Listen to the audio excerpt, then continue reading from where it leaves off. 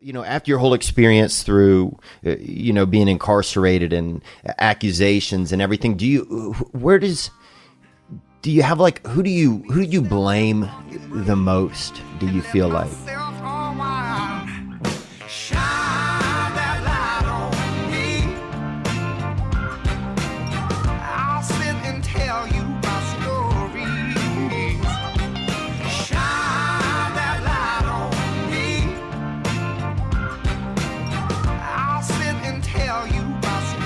Congrats on you guys' engagement.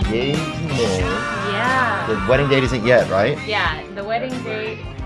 I saw the meteor, man. It was really cool. Oh, you did? Yeah. Yay. Okay, cool. It really inspired me.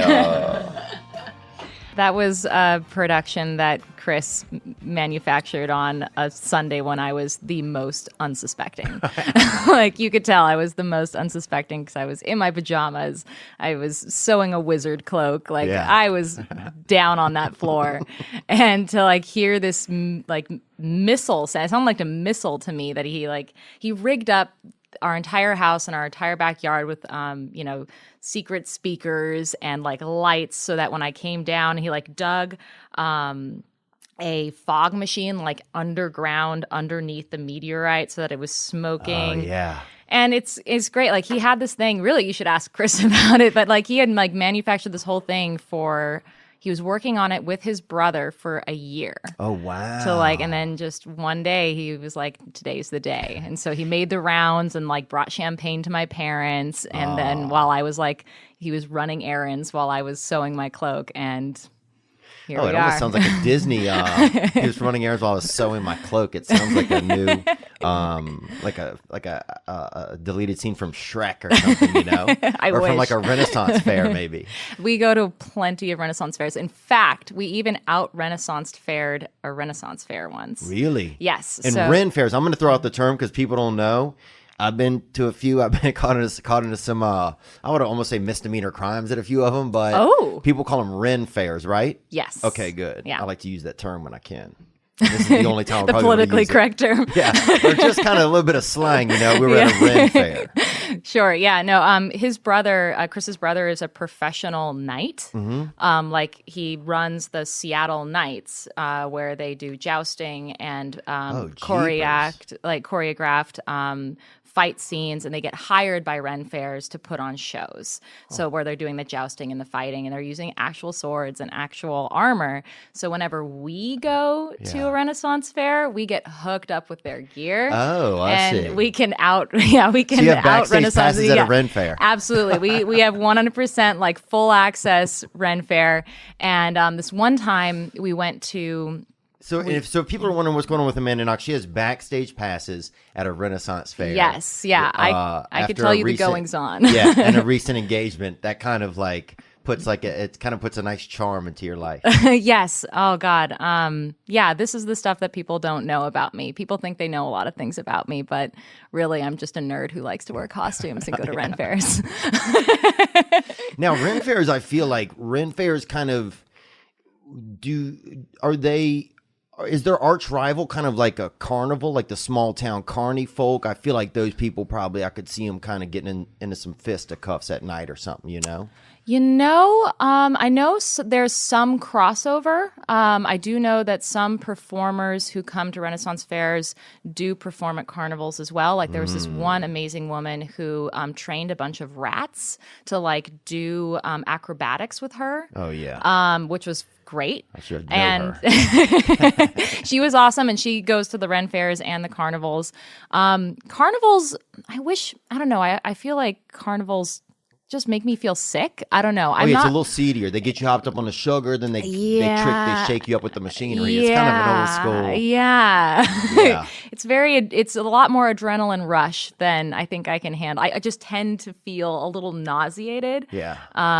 So I don't go to carnivals very often anymore. So Ren fairs, I would say, a Ren fair is almost like a carnival minus the nausea. Yes. There's more and more playfulness, because you go and you're not exactly in character, but you're playing pretend. Like everyone's just kind of playing pretend with each other, and they're getting their hair braided so they can look more Renaissance-y. And like the idea is to just sort of like let your inner nerd embrace itself. Yeah. And like these are some places where like it's the one place that somebody feels at home. Like to be nerdy in the world, like, yeah, you can be a cool nerd in this world, but not everyone's a cool nerd. Some people are just straight up nerds. Yeah. And like when you allow yourself to get into costume and just nerd out, and it's so sweet and it's so fun.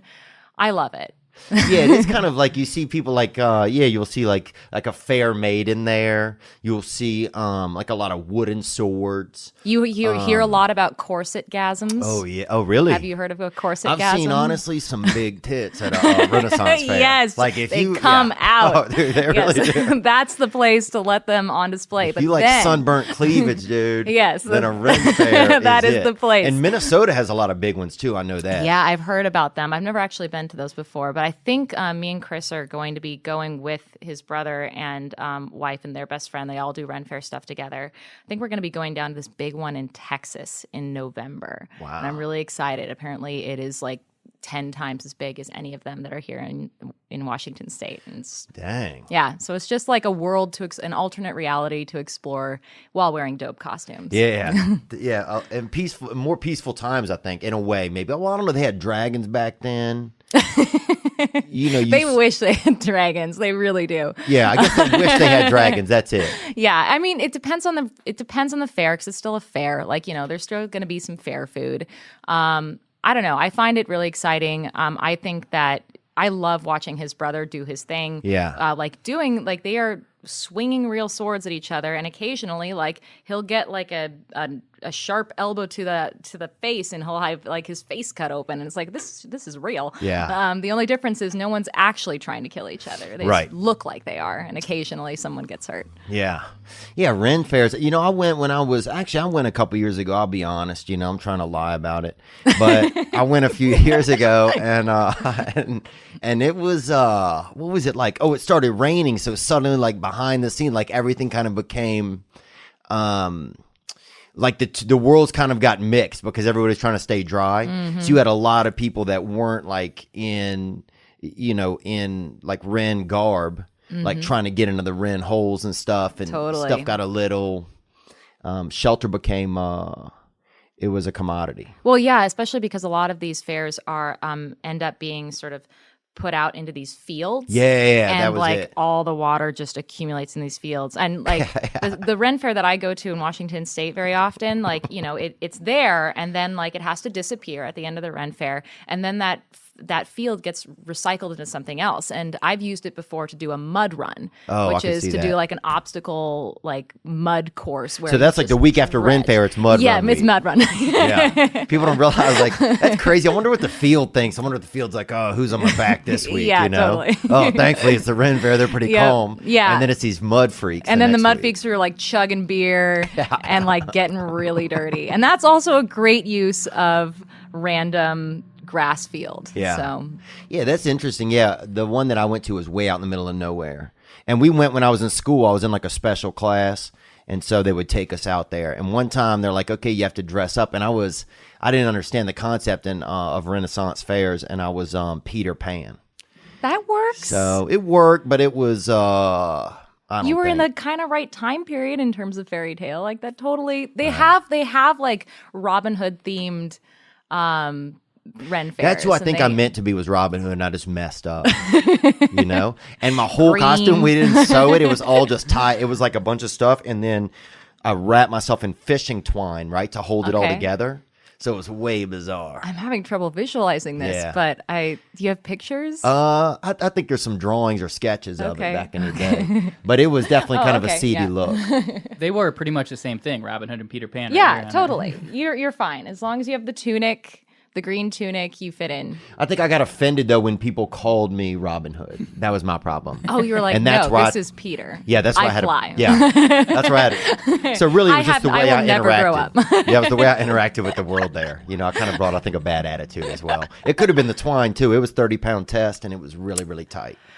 there are people walking around in chainmail and like legit armor out there though, like 90 pounds of crap in 90-degree weather. Oh It's yeah, impressive. I saw a guy drinking WD-40 out there one day, and I was like, oh man, he needs it. Or mead, just so much mead. Oh yeah, and that's beer, right?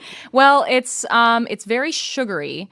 I think it's more like wine, but like extremely sugary.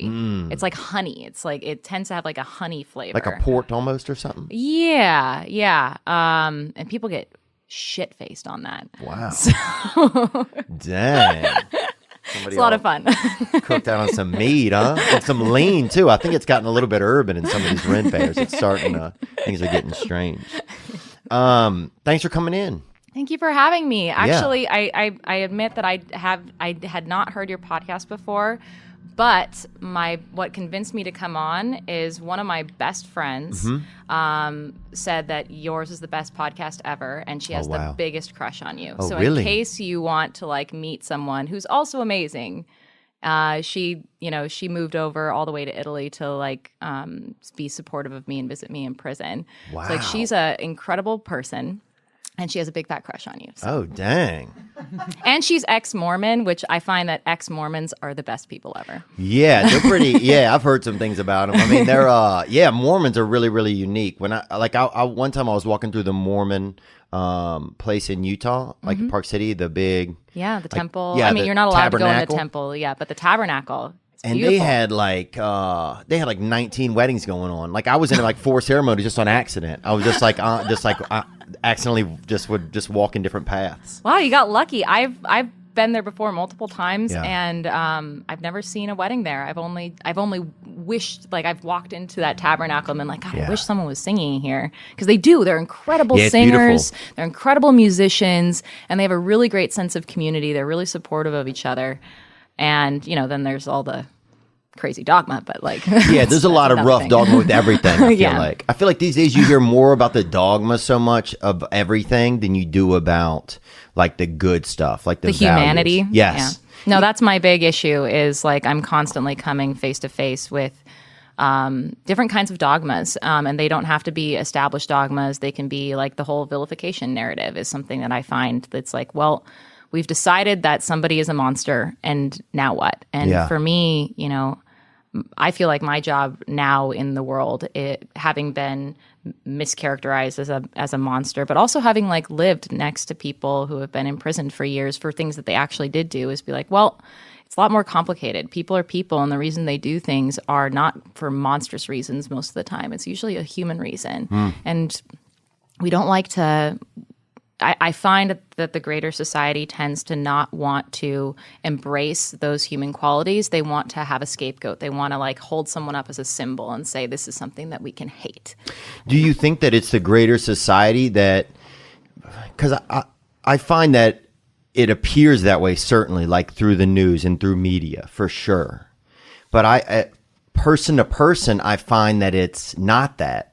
Do you know what I'm talking about, kind of? Sure, totally. And I'm not disagreeing with you. I'm just saying it's interesting that, like as a mass, especially like if you like go like through with the news and media, it's like, yes, it's like, let's put a pin in this. This is, we need like an angel. We need a devil. We need, we need figures, to get people excited and to get them engaged. But then when you go to humans, it seems like there is more of a care about the people a lot of times, or there is more empathy than you get through the narrative that's in the news. Yes, I think that on a person-to-person basis, the instinct that another human being is across from you, and you automatically empathize with them because they have eyes and they have a nose and they have a mouth and they look like you because they're a human. Like that instinct kicks in. But there's another instinct that we all have, which is to stop thinking. And I think it was, have you read a lot of Jonathan Haidt? Mm-mm. I think you would like him. He talks about like the reasons why people come into conflict with each other, despite the fact that, they're all good people and they're all thinking people and feeling people. And one of the reasons is like, we're we're like 80% chimp and like 20% bee, and like the bee part of us sort of like latches onto a group and then just agrees with everything in that group and otherizes anyone outside of that group. And so I find it interesting. I don't know if from your experience, like how many people have to come together into a group before they start thinking like a group as opposed to like an individual who sees another human being across from them. Have you noticed that? Like, have you? I've been amazed at just like through podcasting and stuff, like the amount of people that are good in the world. That's what I find just by going out and doing comedy shows and having people come out to them, but just good people. Like, I've just been amazed. It's really kind of changed a little bit of my perception. Sometimes I think of the world, especially like through the news, and like the mainstream media. Like, I mean, I feel like that got so spoiled. Like it's always bad news. It's always bad. And now it's gotten to the point where I think most people do not believe it anymore. I think that most people realize that it's bad and they know that that it's a trick or that it's and I hate to say that, your experience, there's probably a lot of experiences over the past 25 years that were like paramount to probably people realizing that there's no value here of me giving myself to this anymore because they don't even care like what's real. Like I have more empathy than this news does. So at a certain point, if I keep taking it in and believing it, then I'm doing almost a disservice to who I am as a person. Yeah. And I think that's a fair point. I also think though that we're sort of teaching ourselves how to think less thoroughly, just by like the way that we're consuming a lot of information. A lot of information is coming our way and like flashing across our eyes, and like triggering an emotional response, and then that emotional response happens, and then it's gone, and we stop thinking about it. And I think we are. I don't know. I get both sides of it, and just even from personal experience, getting both sides of it, where on the one hand, we have such a hunger for like depth and human connection, and that's why a lot of the media is responding to that and trying to create these difficult, gray space narratives. And on the other hand, we have also an outrage culture, and both of those are real. Yeah. And like the flippancy with which the casualness with which we decide, oh, I hate that person, or oh, that person's worthless, or oh, like it's so quick. Yeah. Is it two different us's though? Almost, do you feel like sometimes like there's a me that's that like will react to something like through television or through online and make a choice, pass a judgment, and then there's a me that's. And that me almost doesn't even seem real. I feel like that's the same me that would engage with like flirting with women online and that sort of stuff sometimes, where it's like it feels almost like a video game of not real life. I wish I knew what that was like. I'm not. I mean, it's fascinating. Like I obviously can't date online, right? So I haven't had that experience, but I've definitely. I mean, lots of people our age are doing online dating and are experiencing each other in a very different way. Like it's not like you run across them and you see them in context in an element interacting with people. What you do is you read their profile and find out what their interests are. And if you have the same interests, maybe that means that you'll get along. But I don't know, you can have completely different interests and actually get along, and that's when it's the real connection. Right. Yeah, I think connection, I think overall it seems like connection is just a thing that it's almost like I wonder if it'll be like in a museum at some point. Like it's funny, I was talking to my niece a couple of months ago and I was talking about imagination, and she thought it was an app. She hadn't heard of it. Oh, sweetheart. And it broke my heart. And she's very smart and very capable, but it was just very bizarre to me. Imagination. Is there an app for that? Yeah. Can I outsource? She's like, I don't think I have that. She's like, I don't think my mom lets me. I think that's under parental controls, she said. That she doesn't know if. I'm like, no. It's just inside of you, It's like this thing that. Yeah, let's do it right now. Yeah. Let's not tell your mom. It's your own. It's like one of your few apps, Do you have like, after your whole experience through, being incarcerated and accusations and everything, do you have like, who do you blame the most? Do you feel like?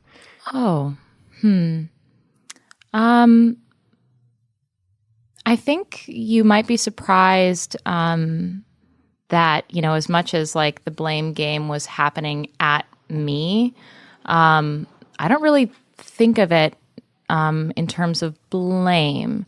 I don't. I had a long time to like sit in my cell and wonder why this was happening to me.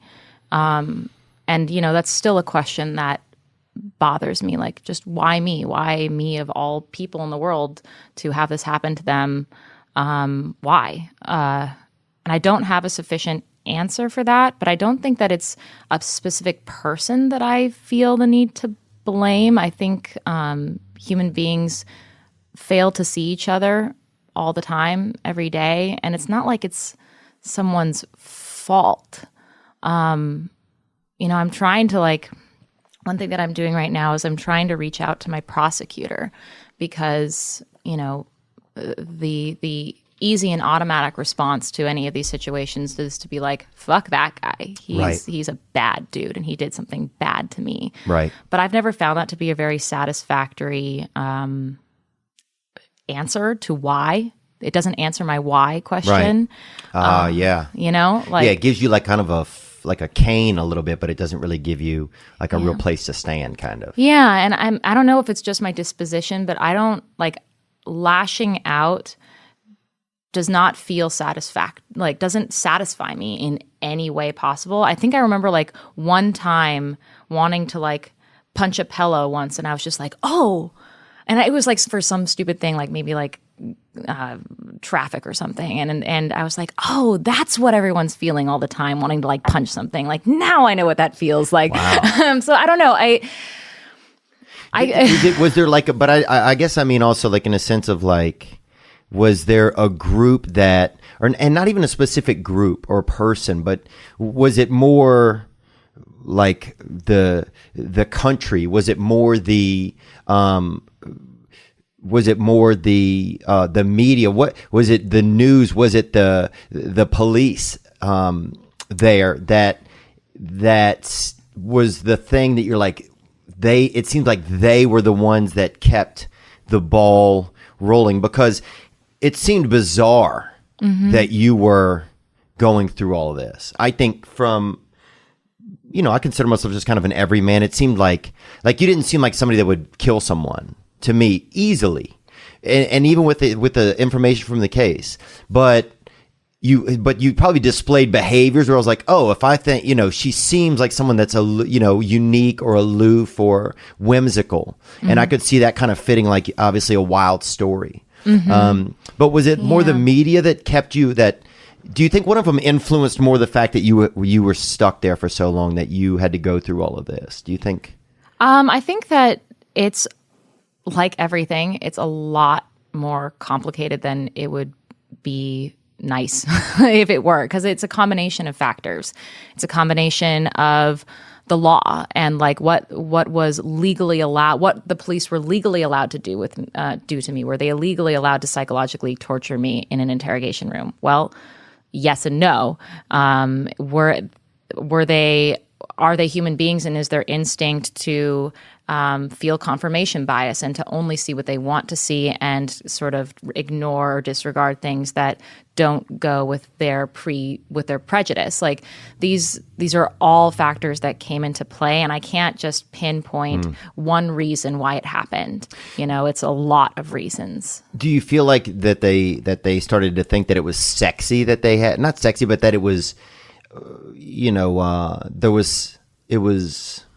I think sex played a role, but again, not just for one person, because there's the journalist who goes, here's this, here are two fresh-faced young women, and now it's sex on girl-on-girl crime, and that's sexy. And then on the other hand, there's some police officers or prosecutors who are looking at a crime scene and looking at a body and seeing that there were signs of sexual violence. And so getting this sexuality in their head and coming from a different culture and a different time than I was, and and having prejudgments about my own sexuality or the way that my sexuality even appeared to them, because they didn't even really know what kind of sexual person I was. They just kind of assumed things based on the fact that I was an American girl. Right. And so there's a lot of that goes into play. Do you think that the police there started to kind of get off on the attention that they were getting at a certain point and played into their own, like, almost like they would keep up the narrative and not veer off and not even want to veer off because it gave them, it almost romanticized their position? That's what I'm trying to say. I think it probably had more to do with them wanting to protect or, they wanted to maintain that they were professionals with integrity. And when their humanity came into play, when their prejudices came into play, when they made mistakes, like many of us, admitting that they had made that mistake, like they can say, like, there's this cognitive dissonance where they can say, I'm a professional and I'm acting with integrity, and in a certain moment, for some people, like, they get on the defensive and they say that therefore I cannot make a mistake. Like, how can you point to me and say, like, I'm a professional with an integrity? How can you tell me that I made a mistake? And it's like, well, I'm sorry, you made a mistake. Right. And it's okay. You made one. It's not.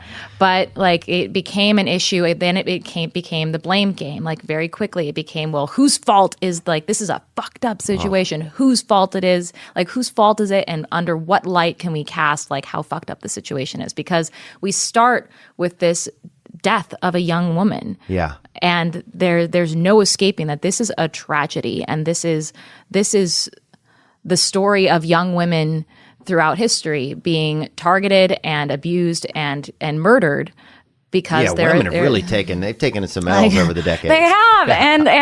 and so we start with that. And then it becomes a tragedy on top of a tragedy on top of a tragedy, and how the focus gets turned from one thing to another. It being like someone that's obviously like is dramatic and I could see you being in like drama club in school, and that's what I totally was in drama club. Okay, cool. So was I. So I've been in some really bad plays. One time I was in I was in Sherlock Holmes. Oh, who were you? I was Watson. Right? Oh, great role. But I changed it to Holmes. I got real like Latino the night of the performance, and I didn't tell anybody. Wait, what? And I came out and I was like, "What's happening, Holmes?" And oh my God. So it put a whole spin, like my own selfish spin on everything, and it ruined everybody else's experience of the night. But for me, it was. I just kind of took things into You were a play for yourself. Yeah. Okay. It really fair. was. Even though it was at a lot of other people's, because so many people have worked so hard for this night. And then, it's just like me with a bad accent kind of cannibalized it. Shoot, what was I going to ask you? It was something that was good too. She seems like theater. Oh, yeah. So at a certain point, did it become, were you able to laugh at the fact that it became like a comedy of errors, or did you never even get to that place of like, or were you always in a place of suffering whenever you were locked up? So, I mean, it's, again, a complicated answer to that question. Right. When I was in prison, I realized that, like, my body sort of reset itself to a new emotional default setting. Where like I was the type of person who used to wake up in the morning and hear the birds sing and be like, yeah, another day, sweet. And I changed so that I woke up and I would wake up and say, another day. We're going to get through this day. And wow. I'm not going to think about tomorrow, because if I have to think about getting through tomorrow, it's not, I can't get through today. So I need to get through today. It's almost like a recovery program. It's almost like somebody that's in like 12-step recovery. They say one day at a time, that sort of thing. Yeah, except you don't know if you're ever going to recover. Yeah. Because like I had no idea when I was ever going to get out, if I was ever going to get out. Did it feel like it paused your ability to be like a family member? And that was the hardest part. Actually, I had a moment this past weekend. I'm the oldest of 4 sisters, mm-hmm. and my youngest sister is 11 years younger than me. and she just turned 21 this week. And a couple things to know about that. It means that when I left, she was under 10 years old. Oh. She was like 9 years old when I left. Oh, so she was a fun age too. Yeah, she was becoming a person, and I was gone. By the time I got back, she was a young woman with her badonkadonk and her nails, and like she was a young woman. Oh yeah, these thoughts they call them. And I wasn't there. I didn't get to be there for her and be her big sister as she was moving from child to young woman. And it hit me really hard over the weekend when like my dad was doing her 21 run, because like my dad got like a van and he had an itinerary. We were going to go to like the pool hall, and then we were going to do karaoke and all the things she can do now that she's legal. Yeah, exactly. And so like he got us all, piled us all in a van, and we all went out. And a lot of things were going on in my mind, but I was thinking, okay, I didn't get a 21 run. I turned 21 in prison, and that's fine. That's okay, because I'm here for my sister. But then the reminder that like this time had passed, and she was she was a legit young woman now who could go drinking with me now. Like I missed her. Yeah. And she missed me, and I wasn't there. How did you keep in touch? How were you able to maintain a sense of sisterhood while you were gone? So I was writing letters every day. That was so what I would do. Good for you. That's pretty empowering, I bet. Just to have that one thing that you can do. It's the one thing, yeah. And that and sit-ups. But like, yeah, I got really good at sit-ups. But, I was allowed to have like a 10 pictures with me in the cell. And what I would do is when I was getting ready to do a letter, I would take the picture of the person that I was going to be writing to and just stare at it. And like it got to the point where it's like a crazy person. I would like touch their face and like try to feel like I was physically present with them. And then I would write a letter, and I would just like talk to the picture of them. And my littlest sisters were a little too young to know how to interact that way. And writing is not their medium. Yeah. I'm constantly rewriting their essays for them. But you're like from the past, you're I'm from the past. And then but the oldest of my younger sisters, she had to become the big sister all of a sudden, and she would write to me asking for advice for how to be the big sister, and that was huge. That meant a lot to me. I think even more than she knows. The fact that she just asked. Yeah. Because I wasn't there to be she present. Takes her on the role, kind of. Yeah. And she recognized with me being gone that there were things about being the big sister that she didn't know, that I had been doing the whole time without her realizing it. Wow. And so so she grew to have like an appreciation for me that she didn't have before. Mm-hmm. But then coming home, what I found is, I thought that I was going to go back to being the person I was, and I was going to have the life that I had been stolen from for a while. I was just going to kind of go back to doing that, and that's not what happened. So like she's still kind of the big sister, and I'm kind of the weird alien person. Do you feel like do you still feel like a sister? Do you feel like a stepmom? Do you feel like an aunt? I'm just wondering if there's a little bit of not reality change, because obviously these are your sisters and this is your family. Yes. And but do you feel?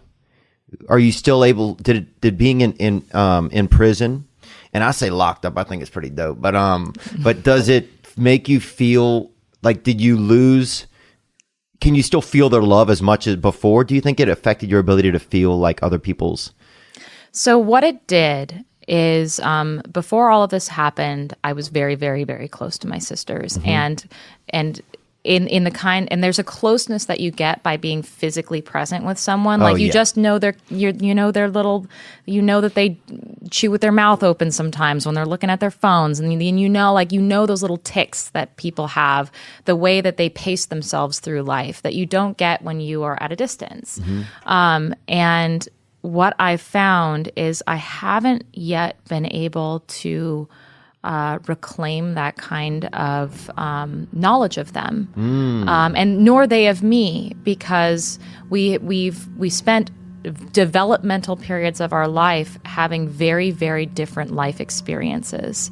And so we have so much in common because we've gone through a trauma that affected us all, but we all experienced it very differently. And I think that's so fascinating to think of how each person experienced it. Yeah. So there's that's the whole tragedy of these issues is it's not just the person at ground zero. It's the whole world around them that suddenly like gets sucked into this black hole of suffering.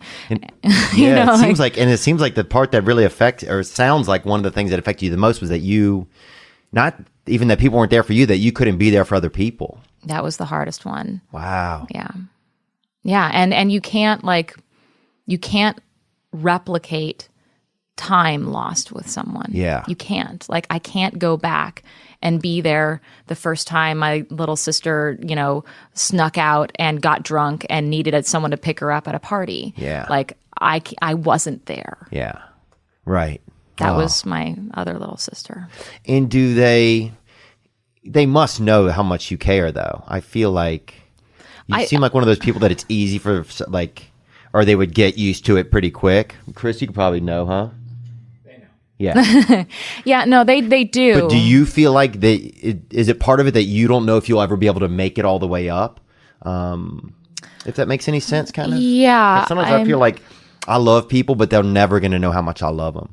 And it's hard to really sometimes even show how much you really care about somebody, no matter what you do as a human, Yeah, sometimes I do worry that the way that I communicate love is potentially alien to them. Like, and I'm pretty easygoing. Like, I'll go and like have them put the makeup on me or do my hair or whatever. Like, those are nice ways that you can interact with someone, and just by spending time with them, doing something that they like. Like my little sister, it loves makeup, and so I can sit there and be like, "Do go nuts!" Like, do Picasso on me. Like, it's great, and I can do that, and that's like a great way to connect with her.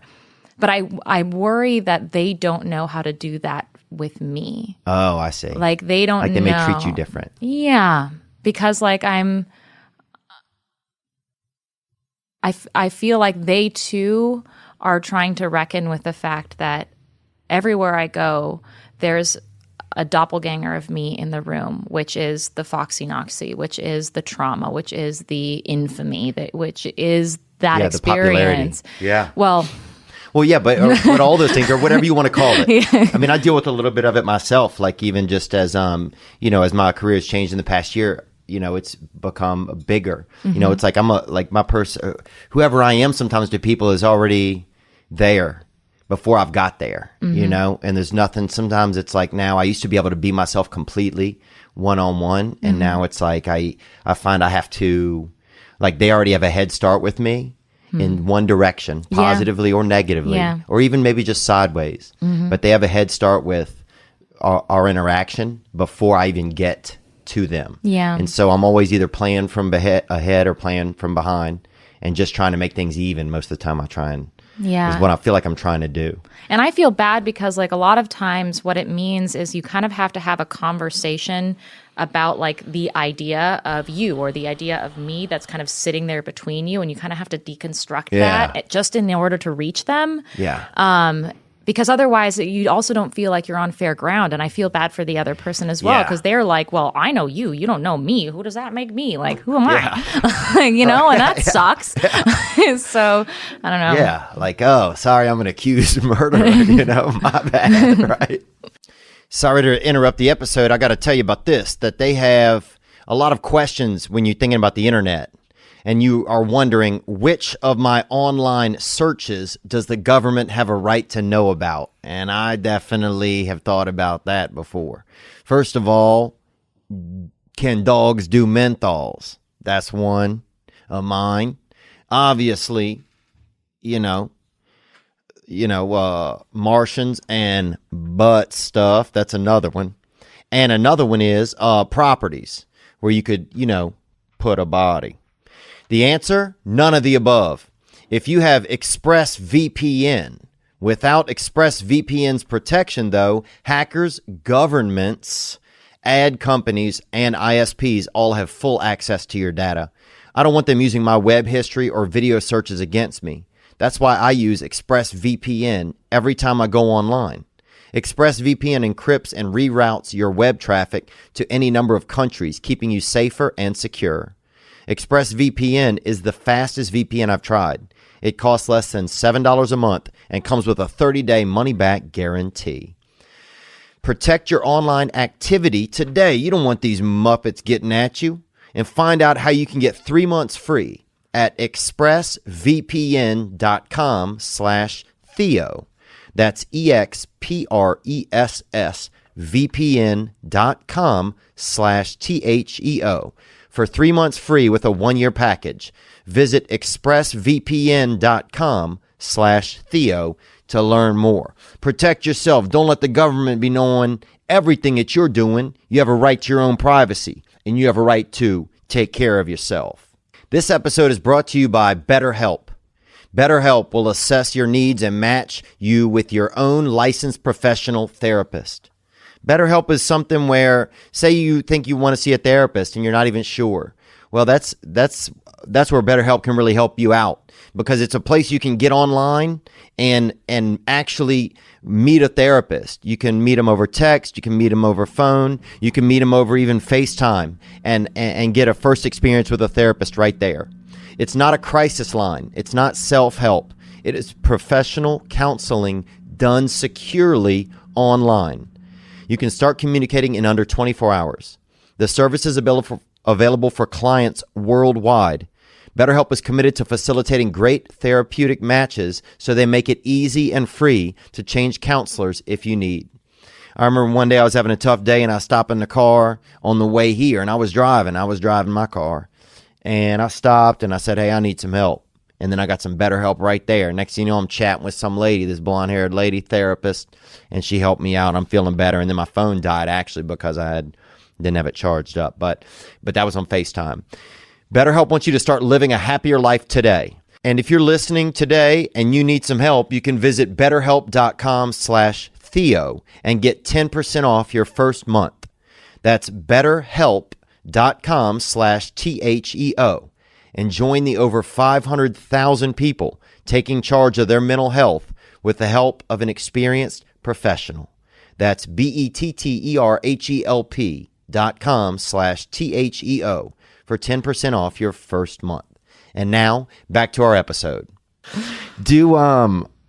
Are there things that you miss? Like, I find, like, you know, I was in the hospital for a little bit when I was young, right? A couple weeks, and I was sick and I was scared, right? And my family was scared. But when I got out of there were still a couple things that, like, I really missed about it, even though it was like a scary time. Are there small things that you miss about being incarcerated that you didn't even, but like little things that people wouldn't even think about? I don't mean like, you know, recess or anything, if you guys had that, but I mean, like, because rarely does someone get taken out of their life for any reason. I mean, unless it's getting abducted by aliens, or what happened to you, or if somebody falls in like a sinkhole or something. But there's very few opportunities to, like, kind of to get pulled. I mean, just in a moment, get taken out of your life on this total side path.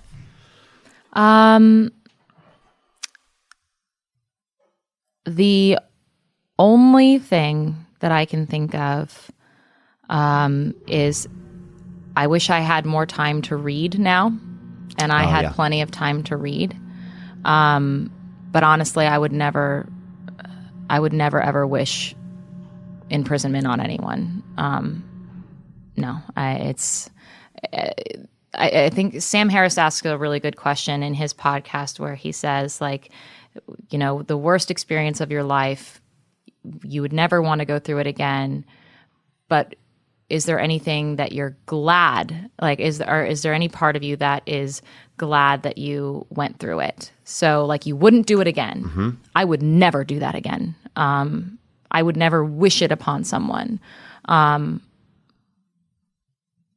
think that the experience of being torn from the world and subjected to incredibly dehumanizing treatment in the prison system definitely gave me perspective of the different ways that, like, human beings suffer. that I didn't know just because I was, I was also 20. I didn't, I didn't know. Yeah, who can even really understand that at a large level? Yeah. So like I was suddenly plunged into a very real world of human suffering that I again would never wish upon anyone in like extreme ways. But I do love reading, and I don't get to read as much as I would love these days. So that's it's literally the brightest star that I can offer you right now, because prison sucks, and like locked up sounds cool, but it's not cool. Yeah. It's really not. And like I'm sorry to like be a Debbie Downer too and like kind of burst the bubble or anything, but it's okay. like it's really hard to put like a nice sheen on prison when it's really just a lot of people who are hurting and in pain and being and no one cares because they're supposed to be in pain. Right. And no one's getting better. Oh, yeah. I could see that. I could really, really see that. I'm reading this book right now about I think it's called Connections by Joanne Hari. Is that book? Remember we tried to get maybe have them come in, and it's just talking about like they talk about like a large woman, a woman that suffers with obesity or eating disorders. Yeah. And that the treatment for it is all these different diets and stuff like that. And then one time they talk about whenever they sat down with the woman, she had gotten molested or sexually abused at a certain time when she was young. Mm-hmm. And that's when she started eating more so she didn't look attractive to men. Mm-hmm. So that if she didn't look attractive to men, then it would never happen again. Yeah, this book, it's really been, to me, it's been really neat. But it's just amazing how, like, the treatments that we have sometimes, and I think we're finding this out more now because we're a little bit more concerned with who people are on the inside, hypothetically, in some ways, than it used to be probably, 50 years ago when it's just like, oh, you're bad, you go to jail, we hang the keys over here. I think we're still migrating out of that whole kind of old philosophy. Yeah. Did you find, like, after being in there, in these environments, did you feel like it was effective? Did you feel like it was, that the system is effective? What I noticed is that the vast majority of people who were in there, whether they were guilty or not, the vast majority of them were guilty. All of them felt like victims, like they were being abused, like they were being abused by a greater system that is like, the justice system was being a bully towards them. Like right. They're a lot of times impoverished, a lot of times dealing with trauma and mental issues. A lot of times, they aren't making great choices, but they're also saying to themselves, well, how many great choices do I have? Like, I'm human garbage to you people. Right. And now you like lock me up in this environment to make me suffer even more. Fuck you. Yeah. Like that's a lot of the... Right. And then it gives them a whole nother chip on their shoulder kind of. Exactly. And then they feel even more justified to like break the rules because they're like, you guys like didn't play the cards out neatly. Like it's not fair. It's not fair. Right. And so like they're also victims of the unfairness of the greater structures that led them into the prison environment. And then it's like insult to injury to be in the prison environment. So, and it's tough when you have so many people. And it's all a system that's very bureaucratic and stuff. And it's like, how do you, at that point, it's really hard to get one-on-one attention. It's hard to get really what you need. It's almost like a cattle system. I'm sure it feels like that. Does it? Yeah. No, it's... What were like your conditions like? So, I've been only once into a prison here in the U.S. to visit. Mm-hmm. I was doing like a yoga behind bars. I was like trying to support this organization called Yoga Behind Bars, which were these women who are going into prisons and trying to give people skills for like dealing with trauma through meditation or through just like body movements, because a lot of our trauma is being held in our bodies and we don't have access to them. And so they were trying to give them access to their bodies in order to experience it more positively. Yeah, it's cool. Yeah, I do yoga with Adrian sometimes off of the internet, off of YouTube. Adrian? Yeah, have you ever seen it? I have. Yeah. Yoga with Adrian? She's just one of the first people that comes up when you do like yoga instructions. She does okay. good. Yeah, it's good. I mean, I Okay. like it. There's all different types, but anyway, yeah. So the conditions that are compared to the U.S. and the ones that you had in Italy, what are those similar? Yeah. So I didn't have to wear a uniform. Most of us just wore sweatpants because there were limitations on what you could wear. But mostly we all just lived in sweatpants 24/7. And another difference for me, and I think it again depends on prison to prison, but I was locked in my cell for most of the day. So there weren't like common areas where people were, working out or going to school. We didn't have those kind of facilities. So you were either trapped in your room or you had like your hour of outside time in this like concrete box. And it wasn't nice out there?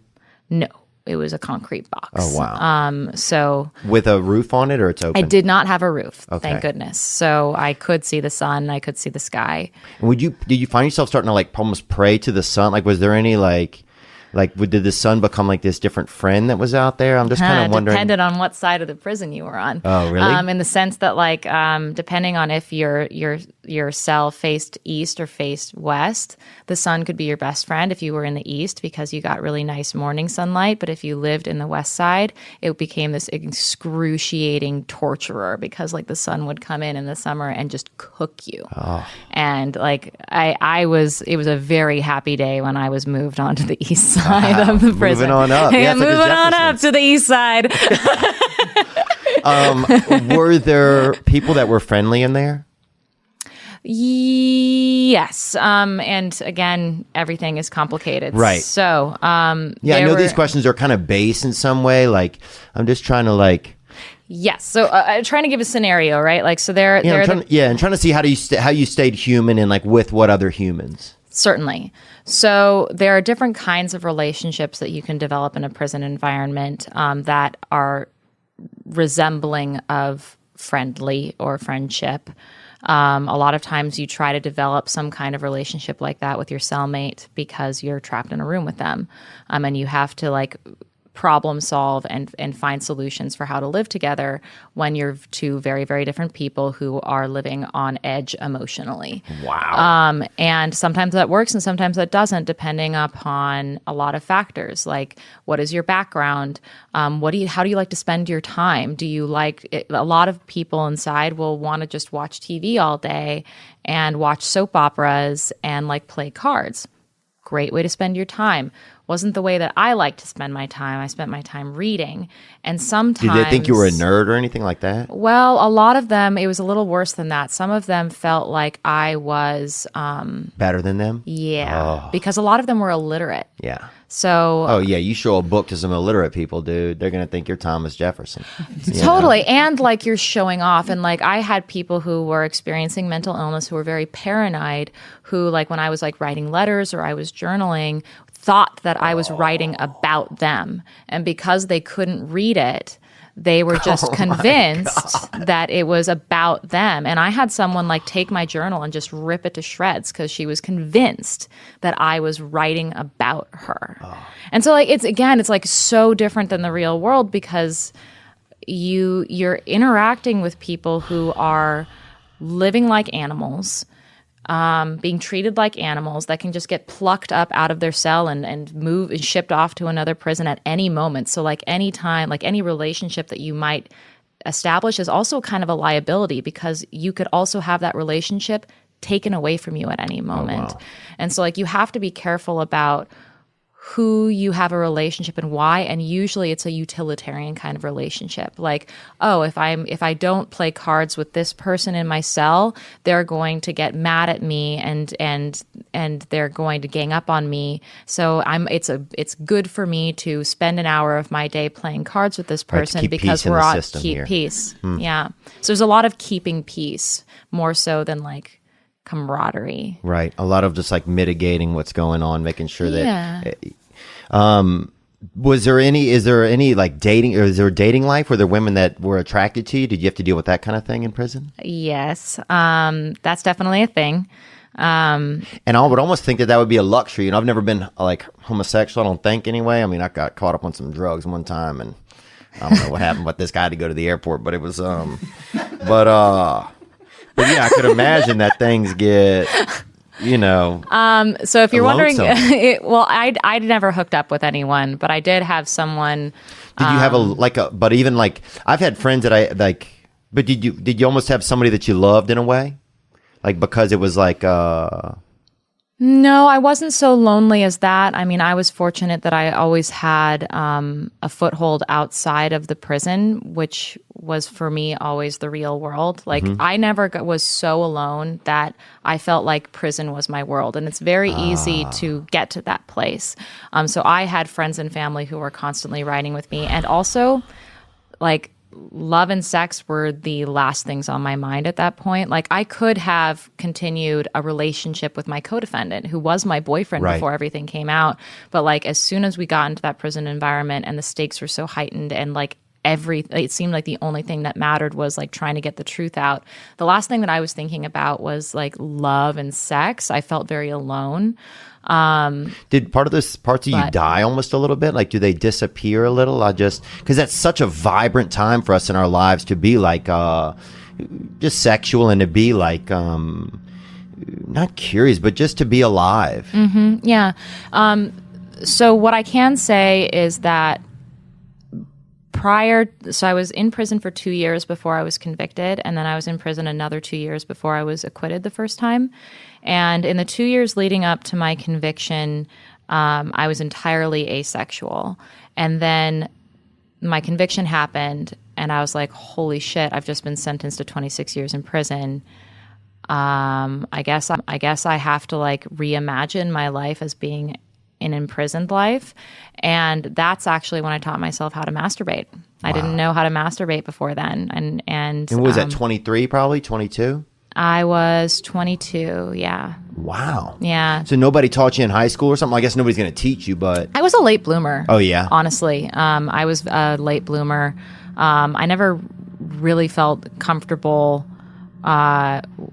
with my own sexuality. And I never felt like I was a sexual human being. Like, a lot of people comment about like, oh, Foxy Knoxy, like you have this look, you're like super hypersexual. But what a dichotomy! I don't know if dichotomy is the right word, because I don't know that many of all the words that are right. But it's like, what a total opposite then. Yeah, how bizarre! Like, yeah, I was not like a sexual person in high school. I was a virgin until college.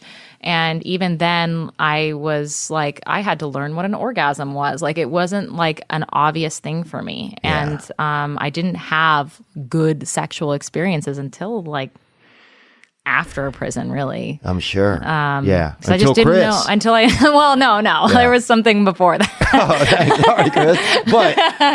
And Chris is her fiance who's here. He's really picked up the slack. That's what I heard. It's true. We do have a really great sex life. And actually, we were on the way over here. My friend Madison, who has the biggest crush on you.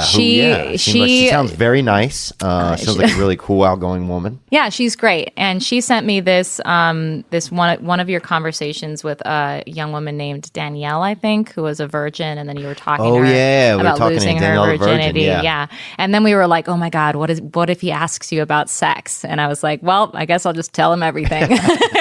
Because like everyone, like I've had someone do the really mean way of asking me about the whole Foxy Knoxy thing, which is to be like, so are you a dominatrix? Like, is your kink to like hurt people? Like, what is your fucking thing? Like, are you the kinkiest? Like, are you kinky?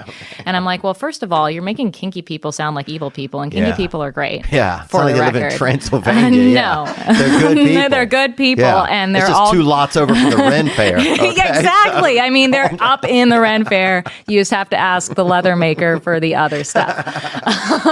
But like, I'm really boring. I'm not good at sex. So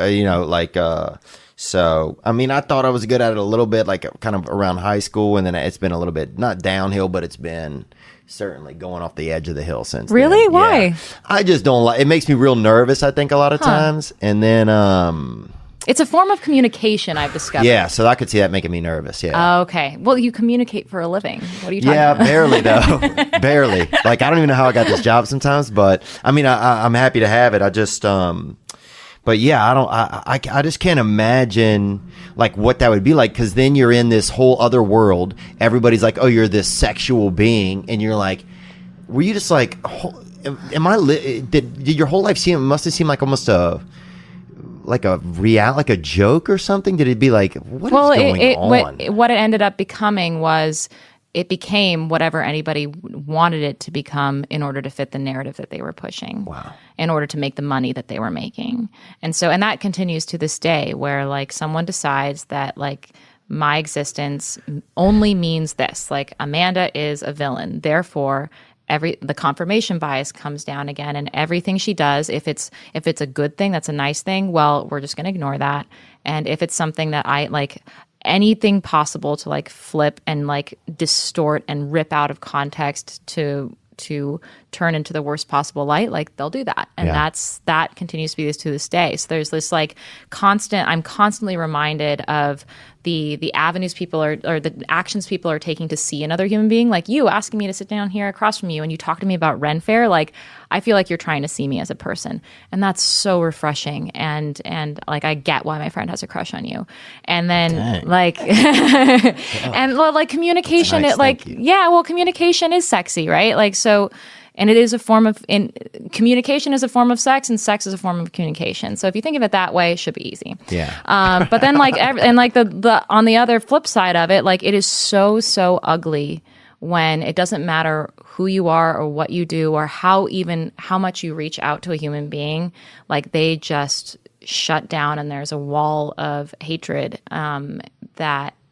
that comes from being a puppet in their eyes. Like you're just a puppet, you're just an object, you're an idea, and you don't get to be treated like a human being. Wow. I don't know. It's so weird. I don't know if this is just me. No, 'cause I'm in the this makes a lot of sense, and it actually leads into something like the media did you so wrong. And in some ways, the media did me so right. Like I think that one thing that's important is. And when you say that, though, what do you mean by that? I mean that you can't put the media, like a lot of people act like the media is this like big one-eyed monster that like stomps around the world and crushes people with its might. And it's not. It's like conglomeration of people who have platforms. Right. And have the ability to analyze information or not.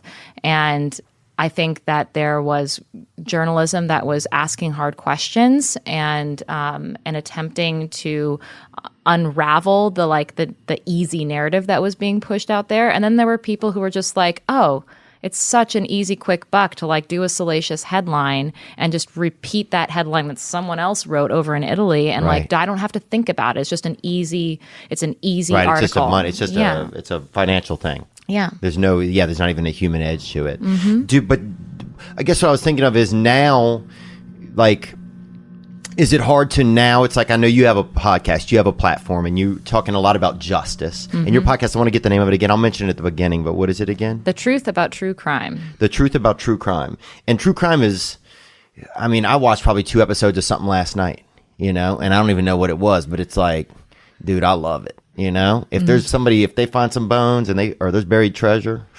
What do you love about it? Count me in. I'm curious about this because like I was never a true crime person until I became the subject of a true crime. And so I come at the true crime genre not as like a fan, but as someone who understands the human consequences of true crime. And so I'm always trying to unpack the easy narrative that surrounds a lot of these crimes. That's a good question you have, and I'll answer right before, so I don't forget this question. Do you feel like then, because so many people are so obsessed with crime, with true crime, with other people's really trauma, it's almost the worst experiences of people's lives. That's the story. Yeah. Right. Do you feel almost like we needed someone, and not even in an egotistical way, do you ever feel like we needed someone to go through this gauntlet that you went through, to come out of it with your perspective now? Because I've never even heard someone say that I look at it from this other perspective, right? Because that perspective could really help change a lot of other people's, the way that we view and consume this stuff at such a like crazy rate. Like, do you feel like a little bit that? I mean, I don't know. That's kind of like a fate question where it's like, oh, did this need to happen? Like, I don't know if it needed to happen. It did happen. And I find myself constantly up against, like, having a perspective that doesn't match up with the perspective that most people have. Wow. You know, like when Epstein killed himself in prison, a lot of people's like first sort of flippant reaction to it was good riddance. The motherfucker, like, went after young girls and like abused young girls. And that is all true. He was a motherfucker. But did he deserve to die in prison? Did he deserve to, is it our responsibility now that he was in our custody to, like, you know, I believe that anyone should be allowed to kill themselves anytime. Like that's a different issue. But like when he's in our custody and we are responsible towards that person, we should not be flippant about someone killing themselves when they are in our care. It's, you know, like that's, for me, like I was like, that's like someone else killing themselves. Like it's not something to be flippant about. Right, because you're you saying know? it reflects on our ability to, so that a prison also is a place where there should be care. Is that kind of? Yes, absolutely. Like these are people who are now at our mercy. Like that's the reality of a prison environment is you have put someone fully at the mercy of our justice system and our society, and we are responsible for that person now. And it's not just like a good riddance. Like a lot of people have that like attitude of like good riddance, throw away the key. I hope he gets raped in prison. I hope that they, you know, kill themselves. And that's not what prison is for. And it's funny. I think it's some of my thought was I thought that they would hopefully find a way to learn from this guy. Sure. Yeah. I mean, that was originally the intention of prison. Like before there was prison, there was dungeons where you were kept until you actually had the punishment that you were supposed to get, which was a corporeal punishment. You had your hand cut off, you were beaten, you were killed. That was the punishment for a crime. And then people came along who were like, that is just brutal. We need to understand that human beings have souls because they were religious, and they have the opportunity to have some kind of redemption. But we have to kind of force that redemption on them. So we're going to remove them from society and put them in a position of forced contemplation. And that was what the prison environment was for. But it was also like weirdly a way of punishing people's souls instead of their bodies. So like the prison environment, weirdly, the purpose of it was to kind of be a soul crushing experience for the sake of redemption. I don't know how successful it is at redeeming, like redemption. Does redemption come from being soul crushed? Like in my experience, no. In my experience, most of the people who end up in that soul crushing environment just end up hating society even more and feeling motivated to like be angry at society. And so like it's the issue of like, what do we do with people who have done wrongs in society is really, really complicated and has to address like how human beings really react to external things being forced upon them. And I think most people's reaction is just fuck those guys. They're human garbage. Yeah. And you know, human garbage or not, they're human and they belong to our society. The recyclables, you're saying. Yeah. So, yes. You've been in there with them. Yeah. Yeah. Yeah. Was it tough to probably show people how much you cared while you were in there? Like if you're a caring person, I imagine, and you go into, it would be tough probably because it would be hard to show. Some people are so, you know, some people have, you know, done so many bad things or in so much shame or just filled with hatred or suffering in different ways that it would probably be tough at sometimes to show people that you cared even. Actually, it's really easy to show someone that you care. In prison, I mean, though. In prison or even outside of prison, I think the thing that to show someone that you care is if you're present with them right now. Because right now is the only thing that matters. It doesn't matter what happened yesterday. It matters what's happening right now between you and me. And I don't care what you did yesterday. Can I help you write a letter to your mom because you can't write? Like, I can do that. I don't care what you did. Right. And that's the way that I showed caring to people is like I never asked them what crime they did. I didn't care. It didn't matter to me. And it does matter in like the greater scheme of things, because like we can't just act like crimes don't matter. Right. Of course. But if we're talking about like having a human connection with another person, all that matters is right now. And that is giving that person the opportunity to be a better version of themselves right now. Not tomorrow, not yesterday, just right now. And that's all that matters. With the platform that you have now, is it tough to use do you ever feel like confused or disjointed about using media now, because like realizing the power that it has, after you kind of went through a lot of, different pressure cookers of it, or, it was kind of put upon you in a lot of ways.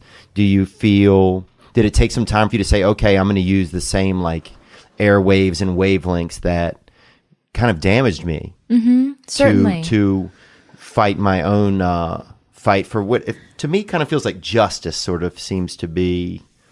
Yes, very central to the whole issue is the idea of justice. Does justice exist? Is justice is a construct that we've created and that we have to agree upon? Is justice a consensus? Is justice something universal? How do we enact justice in our world? Like these are all questions that I'm grappling with every day. And it wasn't so much a question for me about the ethicalness or not of like being a media person, because again, I don't think of media as this monstrous entity. It's a collection of individuals, and it's a tool, and you can use that tool for good or you can use that tool for bad. And I think that I can use that tool for good. The question for me was, what is that going to cost me? Because every time I put myself out there in the world, it comes with a cost. Yeah. There's a question. Like me being here right now talking to you, it's not just a conversation. It's an opportunity for us to like share ideas with people. Right. And how people react to those ideas is one thing. How they react to us as human beings is another. And, for a long time, I was hiding. Like I didn't want to have to be answerable to other people's hatred and judgment that wasn't coming from a place of judging even me. It was judging an idea of me that had been created not of me. And so like being in constant conversation with Foxy Knoxy is difficult.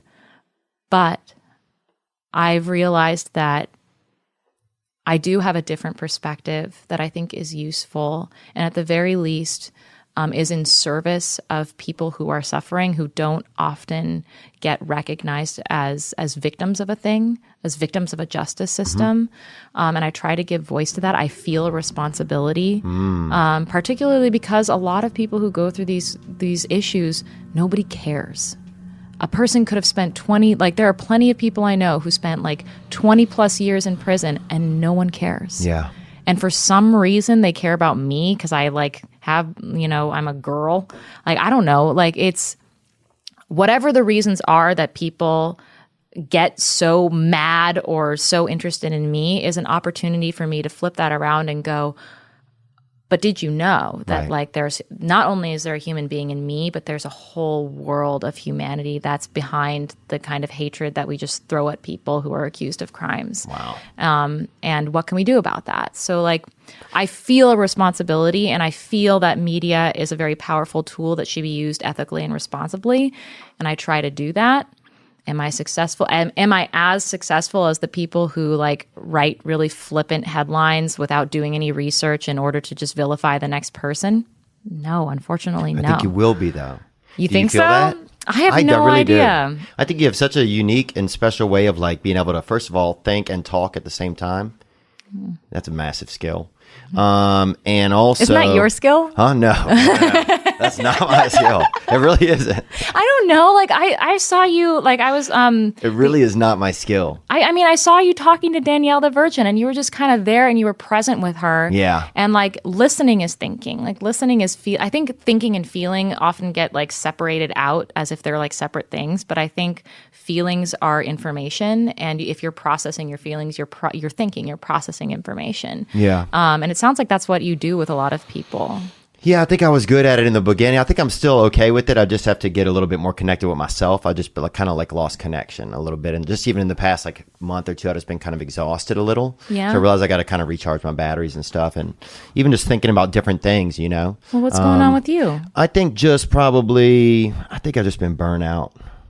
Yeah. I was just like doing so much stuff that I was basically kind of living my dreams, and I couldn't even like feel, I wasn't having like any joy almost. I was like, man, I'm just, you know what? Like I've kind of exhausted. had that like this whole summer has just been like nose to the grindstone, like trying to tell these stories about vigilantism for this season of the podcast. Right. And like on the one hand, I'm having incredible conversations with people who are like in real moments of their lives, making decisions that take them out of the norm. Like a guy who's a trucker who like goes around and tries to expose child predators online, and a guy who then puts on a mask and a cape and goes out and like beats up people who are bullying other people. Like these are people who are taking action, and they're vigilantes, and they're taking action, they're making decisions, and I'm having these incredible emotional conversations with them. And then I go back and I just like, you have to just plug and write and research and just like get the work done. And it has been draining for me too. well, you have to do all the work that people didn't do that they didn't do for you probably too. Yeah. And that is satisfying to me, because it's like, I know what people didn't do for me. Yeah. And I don't want to make that mistake with someone else. Like I know what I needed. Yeah. And like the ability to offer that to someone else is like so satisfying. Yeah. And I'm sure you have like incredible conversations with people, but then you kind of come away from them and you're like, where am I? Like I've just been like in that other person's world, and now I have to get work done, and I have to schedule meetings, and I have to like, you know, do all of the technological work and like the emails, the endless emails. Yeah. And it feels like less meaningful than that one thing. I mean, you got to get out there. Like I've been telling myself I need to go swing dancing more. Oh, wow. Yeah. I mean, You know, I think that sounds like a nice thing. Does Christopher swing dance or no? yes, we are legit swing Oh, dancers. you guys are hot on you guys are hot to trot, huh? What do you do though? What do I like to do? Well, it was funny because I like doing comedy, and I've always liked it. And then recently, it just became a little bit. It just became like a little bit me. Like I felt like I was on a conveyor belt of my own life, and I was just kind of going, and I was like, kind of there at the controls, kind of, but I wasn't really like involved almost, even though I was doing everything. Yeah. And so now I'm trying to take a little bit of a step back. Actually, I got a job. I'm going to do some work out of town for about a month and a half, and so it's going to keep me in one place, and I'm just going to take a little bit of time a little more time to myself. Is it like a media kind of or comedy thing, or is it like a construction job? Where you're like It's a building film, house? actually. It's going to be cool. a movie. Yeah, this guy. This actor hit me up personally just about a movie. You know, I never really had any intentions of doing anything like that. But this guy, like, literally, like 3 people in the world maybe could have asked me, and I feel like this guy maybe was one of them. So I'm going to try it out. And also, I think part of me just needs a new experience. It's not even like a big role. That's what I was gonna say. Like, But I need something to kind of just kind of remind me of what's going on, you know, just a little change of pace. but also that like life can be different. Like Yeah. that's the other thing that I think new experiences are so important about, is like we kind of all sort of dig our own trench, and then we forget that like life could be a different way. And like I always have this like weird little fantasy in the back of my head of like disappearing into like the mountains and making cuckoo clocks. Yeah. And that's like my weird little I fantasy could see that. when I I could see you feel doing like that. too stuck, and I'm like, I'm just too stuck in this fucking life that I'm in. Like I'm like, or I could just go and like be a troll in the mountains and make cuckoo clocks. That could also be my life. I think.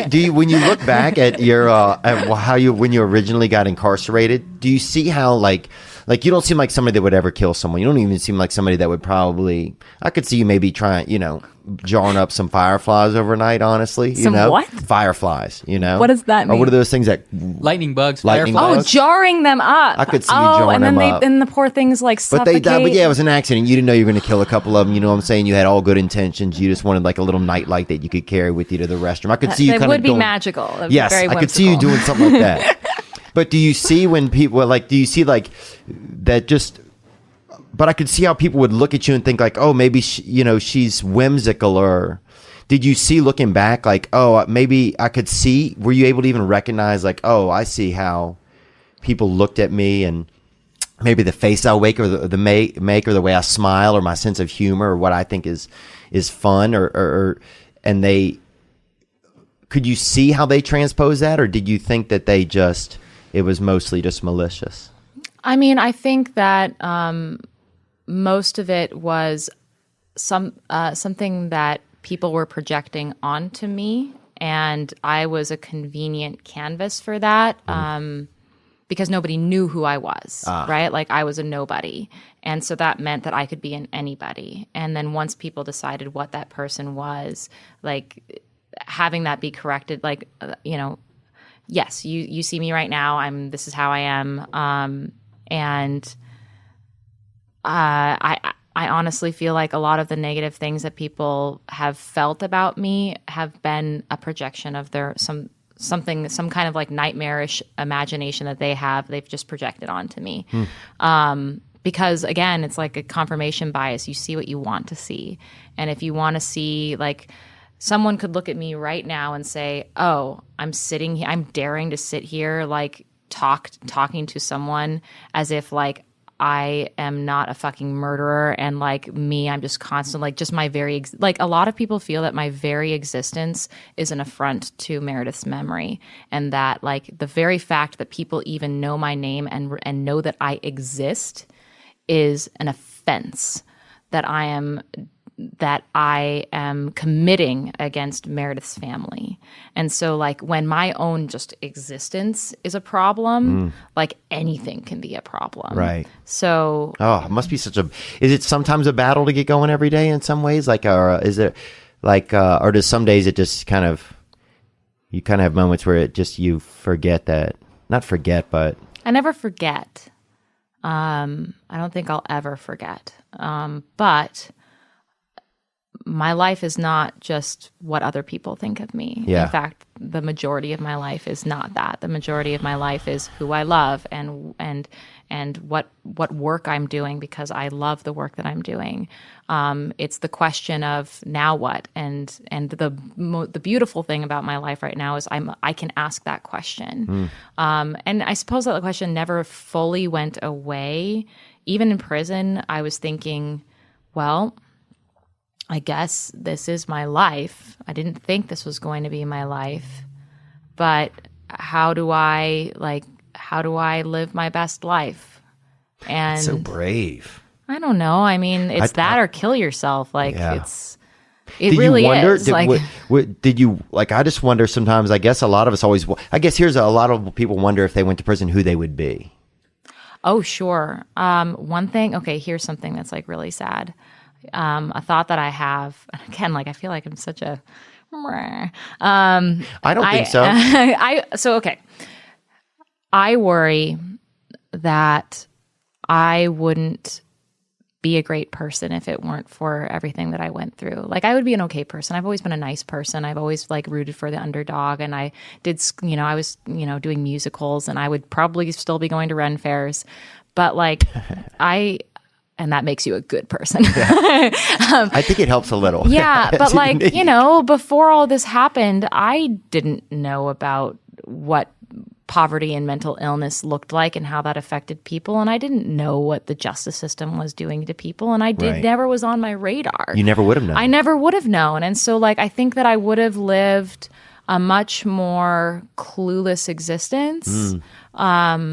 But I hope not. I hope that, like, I would have had other experiences that would have allowed me to grow. It's hard to say, though. I hate playing the what if game, because on the one hand, like, I do think about, I wasn't there, and I wasn't there when my sister turned into a teenager, and I wasn't there to see her, like, I wasn't there to, like, go and get her training bra with her. I wasn't there, and that means that, and I'm never going to get that back. But on the other hand, like, I got a crash course in humanity, and I feel like I've done a lot of hard work to absorb meaning and compassion from all of that, and I'm proud of that, and I want to share that with people, and I think that's a good thing. Yeah. It seems, man, it's such, there's so much, like, I guess, kind of like forgiveness in your story, sort of, or not forgiveness, but just it's like you didn't even kind of take that route of like blame and. Yeah, a lot of people ask me about route. Forgiveness, and I'm like, well, I don't even feel like I've you kind forgiven. of took this whole other route. Yeah, there's where it's like floating above. Yeah. Your perception of it all. Do you feel like, do you relate to different characters now, like villains, whenever you see stuff on television? Do you relate to more like Jessica Rabbit or Cruella de Vil? Jessica was trouble. People like to think she was just cute, but she was trouble. She was trouble, but she was also just had, Roger Rabbit's back the whole time. Yeah. So like sweet. Yeah, I've been compared to Jessica Rabbit before, which is hilarious to me. But from the I'm not bad, I'm just drawn that way kind of way. So people have used that on me before. I don't relate to Cruella de Vil because I love animals. Right.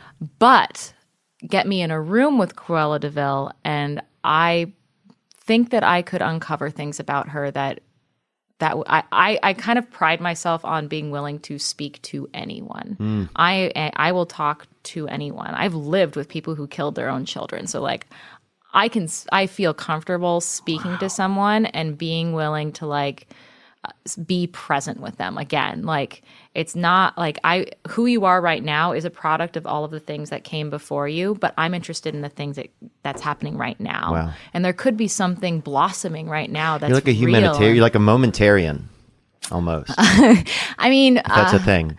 I want to give everyone the opportunity to be a human being and to grow. And to be different and to then what my expectation is going to be. I'm really open to that. I don't think that makes me gullible or silly, because I can tell when I've definitely had encounters with people who are very dangerous and who hurt me. And I've learned from those experiences, from allowing myself to open up to people who were hurtful to me. What makes you hopeful, I think, which is something that's very nice to have, and someone has to be that. Mm-hmm. Yeah, and I think that everyone is sort of motivated not out of like evil intentions, but out of when people do things that are wrong, it's because they misunderstand what they're going to do.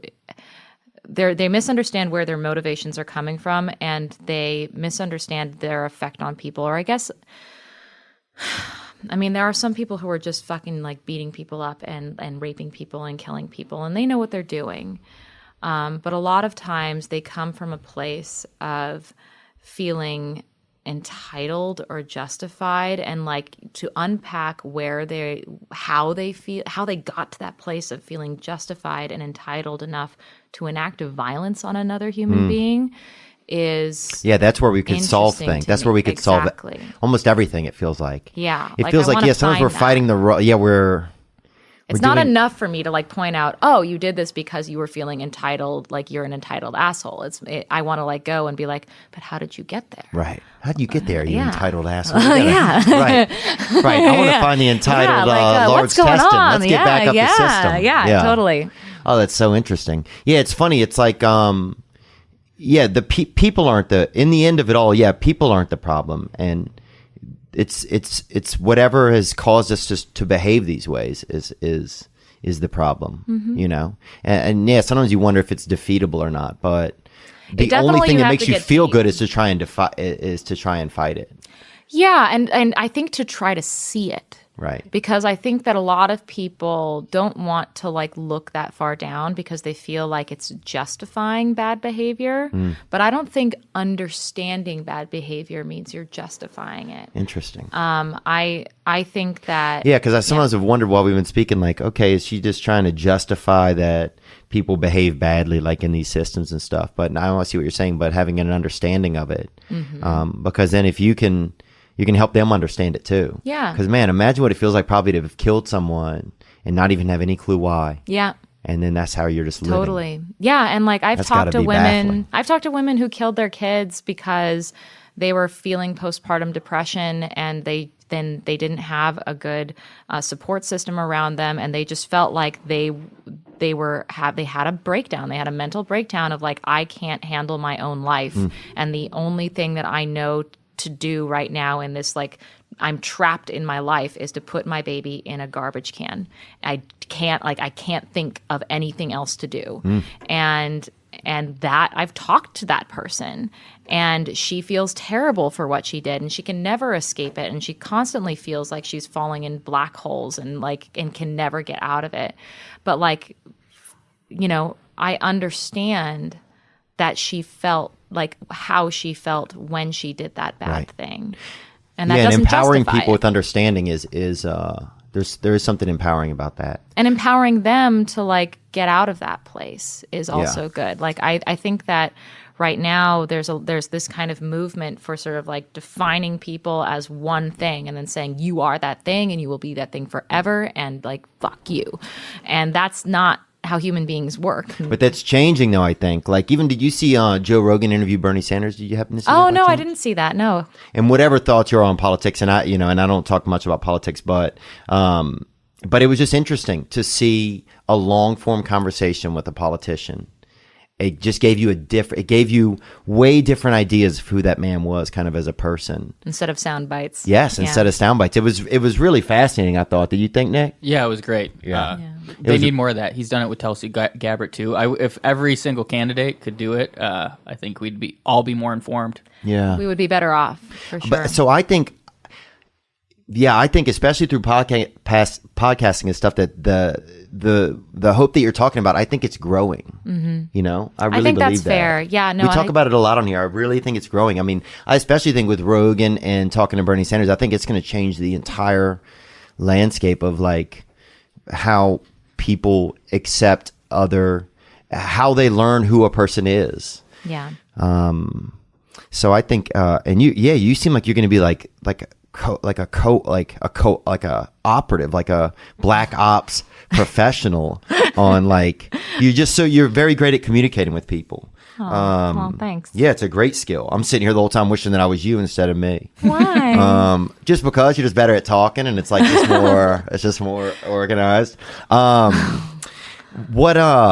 have this question for you. So you've been engaged now, and you guys have now how does that go? You guys had such the wild engagement, the meteor landed, a meteor of love. Yes. And, which is really cool. It kind of reminded me of chivalry and it reminded me when I was in junior high, dude, I had acne, bro. I mean, I had a lot of acne. Oh my God. I had the most acne. Did Remember you? how I never got laid in high school? Yeah.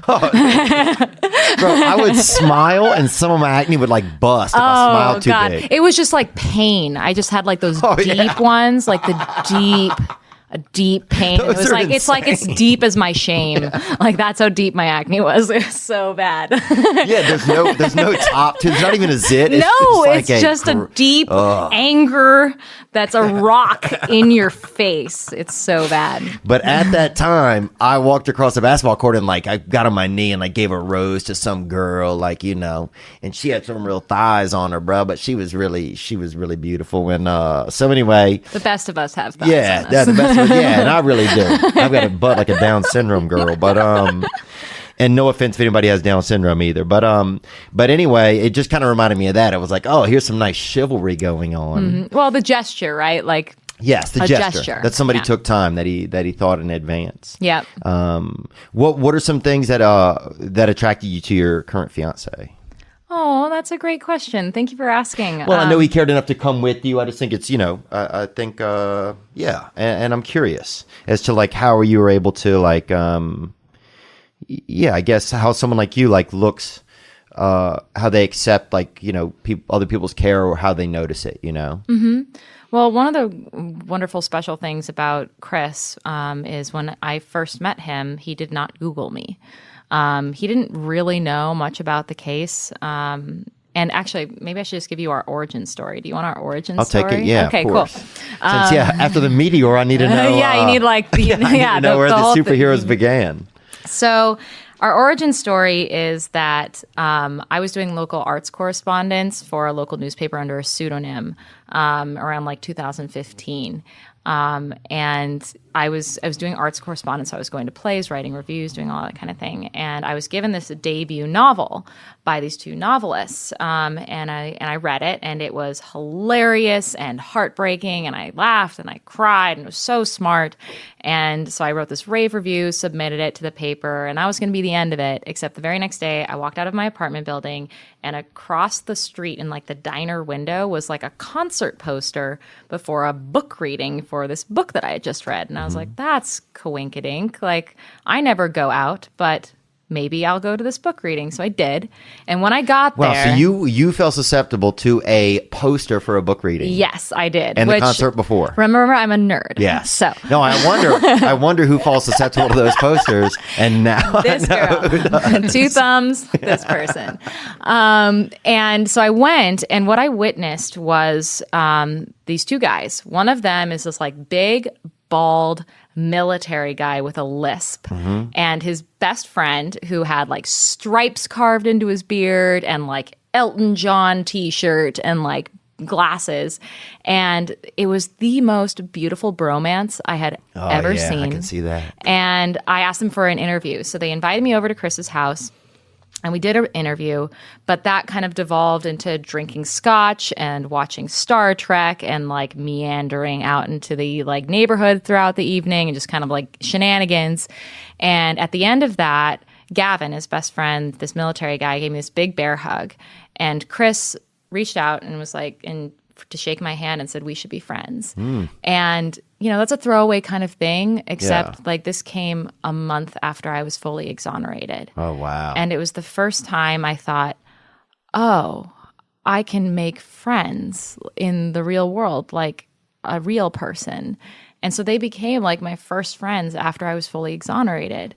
And, you know, life went on. And friendship will escalate. Yeah, friendship will escalate. And so 9 months later, we started hooking up and dating. And, you know, poor Chris, like he has to, you know, his relationship has been with me, but it's also kind of been with that like doppelganger version of me in the room. Like my trauma is an ever-present part of my life. Little anecdotes about like, oh, have you seen Wall-E? And I was like, when did it come out? Because I was probably in prison. Like that kind of thing just like comes up. Yeah, you can't even play fuck, marry, kill at all without somebody being like, well, that's a little. Do people say that all the time? Oh, all the time. It's me, Casey Anthony, and who's the other one? In Fuck, Marry, Kill.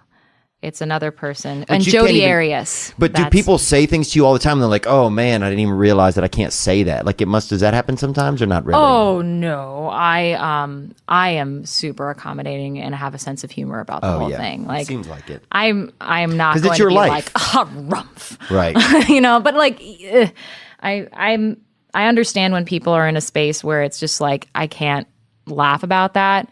I don't know. I did have one comedian make a joke about me once, and it came at just a really bad time. Like it came on the heels of him meeting me in a very different environment. He was actually interviewing Chris about his book. And he didn't know it was me, and I just kind of happened to be there. I was like, I was doing some cross stitch in the corner. In every story, you're like in the 1700s. I know, but it was a Super Mario cross stitch, so it was modern day. Understood. Yeah. So I was doing a Super Mario cross stitch in the corner, and so like this guy doesn't really notice me, and it's only after the interview, after we left, that he realized it was me, and you know. 6 months go by, and my little sister, for her birthday, wants to go out to see this comedian. And so we all go out, we all get dressed up, like all the girls doing the girly thing and going out to see this comedian that she likes. And the opener for this comedian is this other guy who met me 6 months ago but didn't realize who I was. And he starts out his bit with, you know how, like, you don't know when there's, like, a famous person in the room with you until after they've left? And then he goes on this shtick where he's like, man, you can't, like, leave me in a room with Amanda Knox. She'll kill me with her knitting needles. And it was just not a good joke. Right. Like, it wasn't a good joke, but it was also just, it hurt. hurt because, like, on the one hand, my little sister was like, it's my little sister's birthday, and suddenly my name gets dropped, Right, and like so it's you're like, suddenly oh. everyone's like, the focus is on me, and there's like, Yeah. Amanda, is she going to be okay? Like, they're talking about her, they're making jokes about her killing people with knitting needles, and so on the one hand, it upset me because it took us out of like my sister's birthday, and on the other hand, it upset me because it's like, this guy met me, and I was like, You were being you. I was just being me. I was doing Super Mario cross stitch in the corner, and Right. he felt like the joke to make about that situation was, she'll kill me with knitting needles, and it's Right. like, that is so easy and so mean. I don't know. It felt like, you know, like I expect it when people don't know me and haven't met me in person to like make jokes at my expense because they just don't think I'm a human being.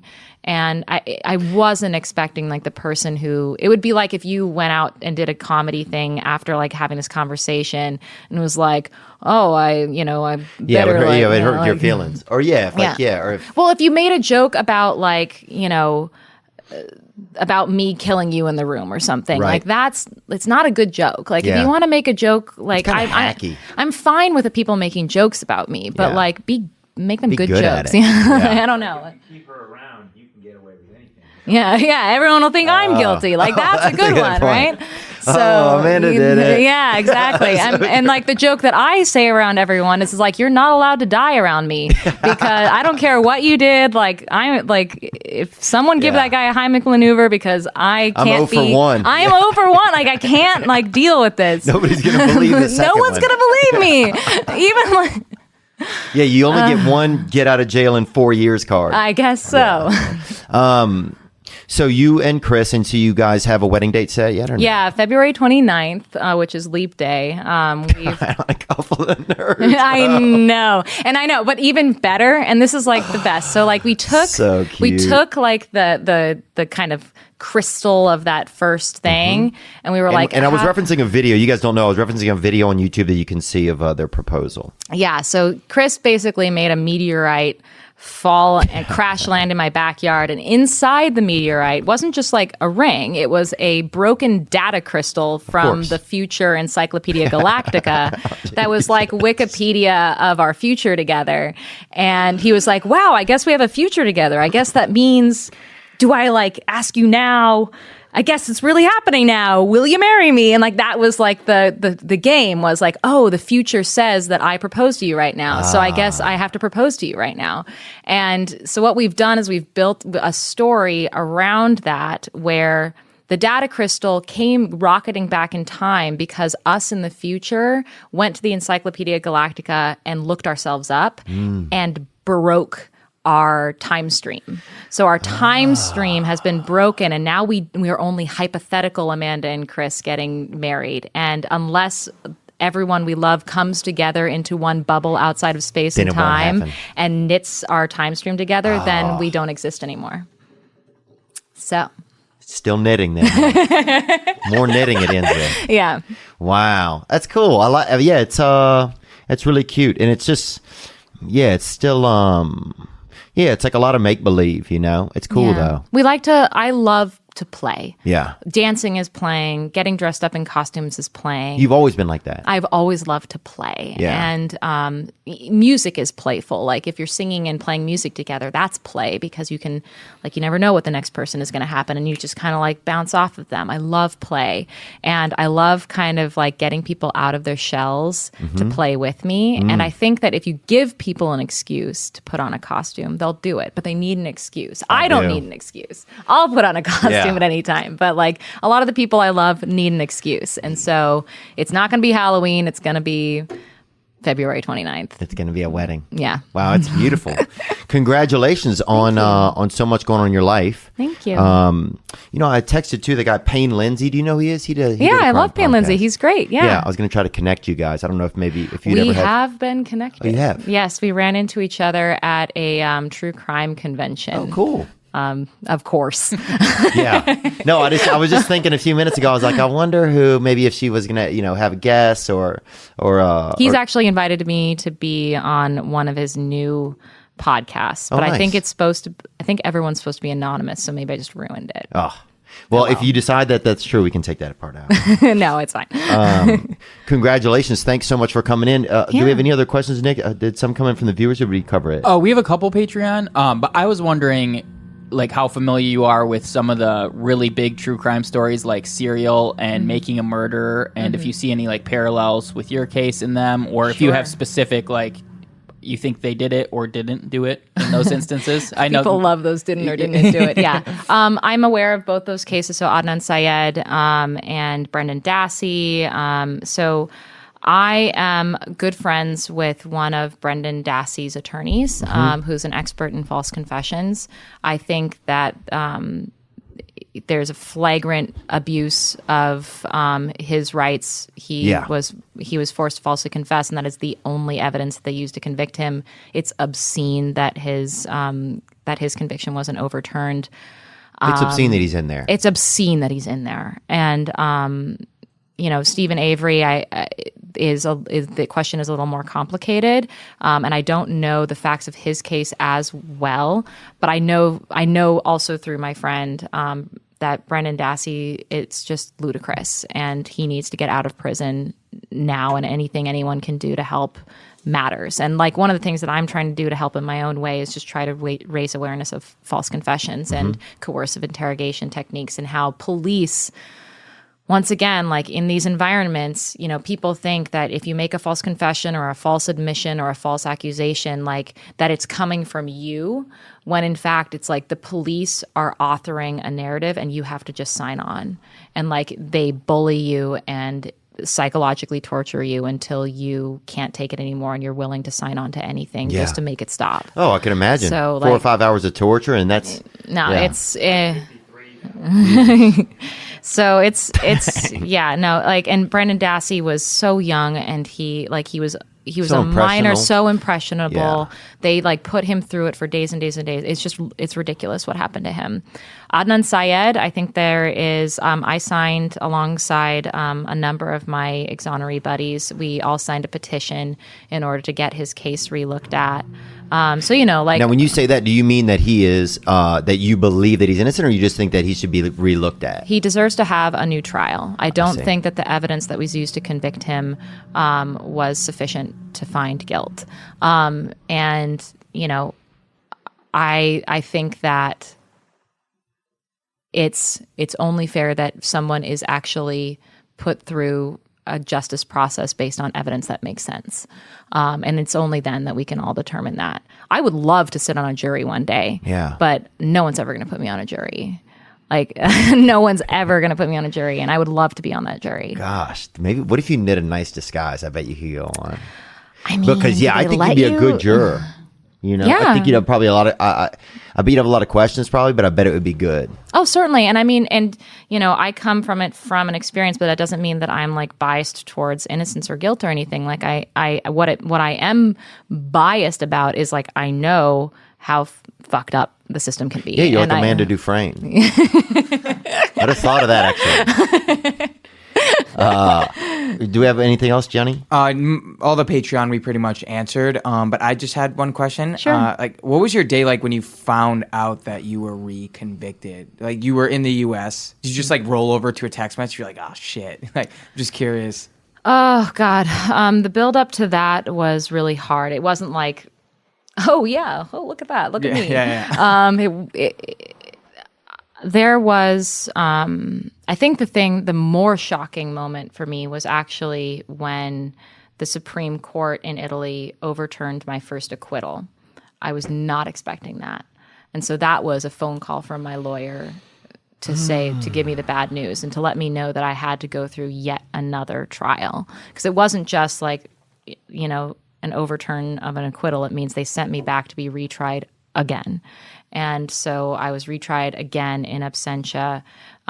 They found me guilty, and so again I have that phone call with my lawyer who tells me we're going to fight it. But I didn't know what that meant. Like, I suddenly had to start thinking about what extradition looked like and how I was going to, if Italy decided to, if the Supreme Court in Italy was going to confirm that conviction, how I was going to turn myself in to the local authorities and make a case for, at the very least, serving my time in the U.S. so that my family wasn't such a burden on my family.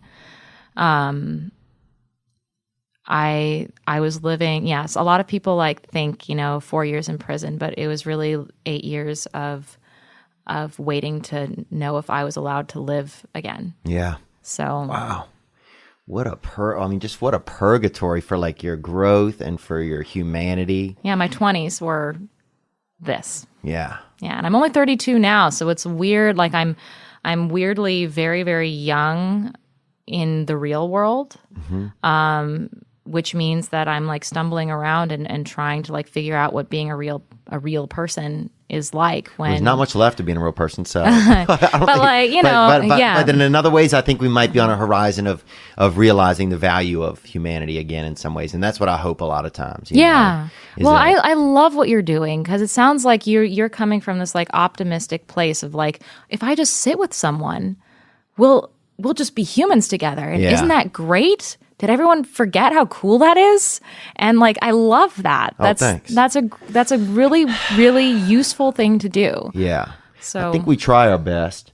We learn as we go in here. Yeah. We definitely try our best. Have you had Thank you for saying that. Yeah. Have you had any contact with Meredith's family? This is another question that I get a lot of. The answer to that question is, once again, it's complicated. I've written and sent a letter to them many years back, but what I have heard from their lawyer and in general is that they are not in a place to want to talk to me. Like in these situations, you have people who have gone through a terrible trauma and they have an experience of me that like just the very being of me is a trigger for that trauma. Yeah, it might just remind them of it, and there's nothing wrong with that or anything. And so like when it comes to the Kircher family, I firmly believe that like they have like if I it's not my position to force myself on them to be understood by them. If and when they want to have a relationship with me, I'm ready. And I'm ready to answer every hard question that they might have.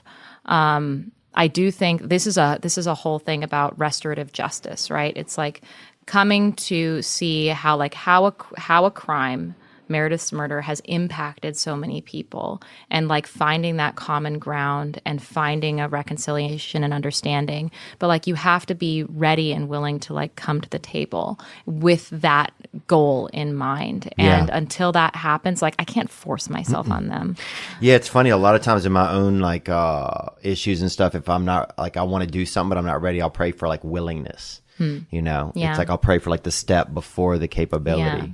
It's like just God, make me willing to do this because I want to. I'm having trouble getting to the action. Yeah, that's the biggest. I think that's the biggest challenge. Is like a lot of people, like they could do it if only they could like bring themselves to do it. Yeah. Did you have faith? Did you struggle with faith? Did that come into your sentence at any point, like when you were by yourself or when you were in prison? So I am an atheist, and boo. No, it's okay. Everybody has their own experience with. I'm very hopeful that I try my best to have faith. Okay. Yeah, that's cool. Yeah, and so is yours. Yours is okay. It's okay.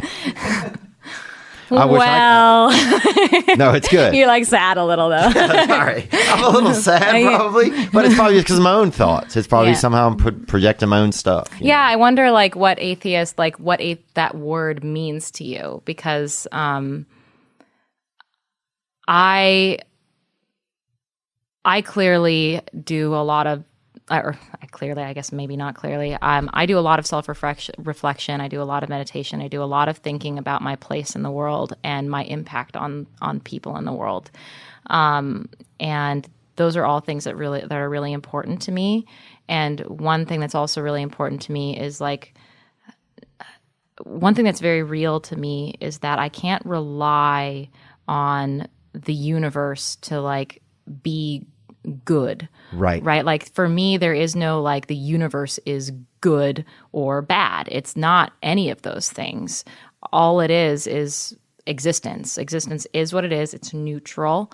And we happen to be conscious, and we have concepts of like what makes something good or bad, like human suffering. Bad for me, bad for you, bad for everyone. We know that that's bad. Yeah. But it's not because it's inherently bad. It's not because someone decided or decreed that it was bad, or that the dogma decreed that it was bad. It's just that's how we experience things. Right. We know it's bad. We know it's bad, and we don't want that to happen to someone. We wouldn't want it. We wouldn't wish it upon ourselves. And like, so when I'm trying to find guidance, or when I'm looking for that willingness to do something, it's motivated with the understanding that like the only thing I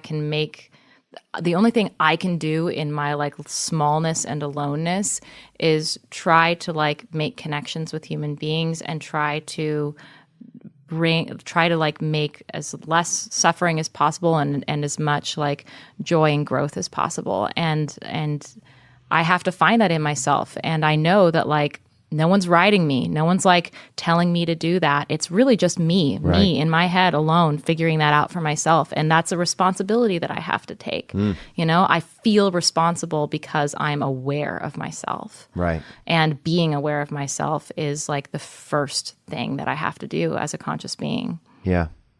And it's still it's a fight for good. It's like we're on this. It's this equal. There's no judgment from the universe against us. You're saying, but we do know right from wrong. We do know how it feels anyway. Mm-hmm. Yeah, and on our human scale, it's important. It's important. But in the big grand scheme of things, it's not. Yeah. But for us, it is. And like just because something in the big grand scheme of things is utterly meaningless doesn't mean that it isn't meaningful to us right now, because this is the level that we live on. Right. We don't live on cosmic levels. Right. We don't live. There's not this eternal, it's right now. Yeah, right now. Well, I think the one thing I certainly agree with, it's like, I think that good is infectious, Okay, yeah. And so it's like, that it's a battle. Yeah, it is a battle. It's like, I can choose to battle for good or to not, and I think the we're trying one thing our that I best. would push back on that is I don't like the term battle. Okay. Because battle means that there's an enemy. And I think that it's very, very easy to fall into this mindset when you have an enemy, that you then find a target to be the object of your enemy. Whereas for me, I look at it as you're building something, you're creating something. We're always creating something. And what are you creating? What energy are you putting into it? It's going to exist in the world, and you're creating it.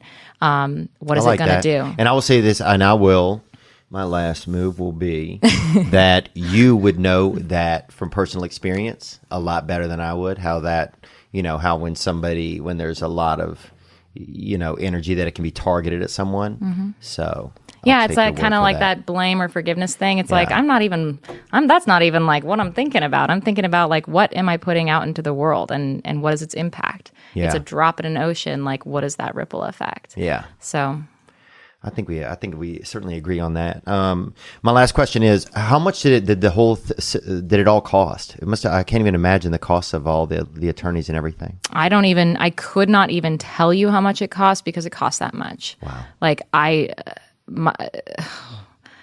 what my family paid, what I've had to pay, what I'm continuing to have to pay. And it's for something that's not even your fault. No. Wow. That's a lot of power. It's a lot of power to stand up in the face of all those different things, and to be someone who still wants to help others, or just wants. I don't know. It's impressive. It's very interesting. It helps me. Yeah. I mean, like, I can't say that like me helping others doesn't help me, because along the way I'm finding meaning. Yeah. Like, I'm having that connection. And so as much as that person is having that connection with me, I'm having that connection with that person. Tell me like 3 things that you really love about Chris, and then we'll be done. No. Yeah. Oh, because you're like taking notes. Well, we started on it. I want to finish. And I think it's very sweet that he's just been patient and been here. And so I want him to feel a part of it. So, three things that I love about Chris. Yeah. Chris is willing to confront what he's afraid of. Chris is an excellent communicator, and I thought you were going to say chef. Sorry. Well, he also is an excellent chef, but but he's an excellent. Communication is really important to me, and I think that like communication hasn't really been one of those things that the grander culture has instilled in boys. It's not something that like we hold up as something that's very important for young men, is to have like an emotional intelligence that they are able to communicate. Young girls are like from a very young age, we're taught to like get up in each other's business and be like, oh, do you have a crush on this guy? Well, why do you have a crush on that guy? And, blah, blah, blah, blah. And, and that is like brute practicing emotional intelligence. And it's less so something that young men are encouraged to do, but like he is very, very emotionally intelligent and very good at communicating when like he understands that I experience the world. Sometimes I experience the world and I experience emotions in a different way than he does, but he doesn't hold that against me. He understands that like I just experience the world as I do. He experiences the world as he does. And we both appreciate those differences. Like, for instance, a really good example. Chris looks at boobs and he can't stop looking at boobs, you know, like he just like looks at mannequins. He looks at anything that remotely resembles a boob, and he just kind of can't help himself. Like he just kind of gets distracted, and it's, you know, and it's just, it's like so real. And like, it's something that I don't have a comparison. It's not like I look at like guys' shoulders and go, I'm so distracted right now. Like I just don't experience that. But I appreciate that he's able to communicate with me what that's like, and I can communicate something on the other end. Right, because otherwise guys are sneaking around the mall trying to hide behind a plant and look at some tits, and you don't and have wife's to. arguing with them, and then that's it. And that's and like I kind of like now that I'm in on it. Yeah. Like we're kind of in on it together, and I'm like, "Are you looking at those boobs?" And he's like, "Yeah," and I'm like, "Okay, I see you." You're like, "I'll be over here knitting a cloak. I'm gonna let you have your minute." A couple of tit spies.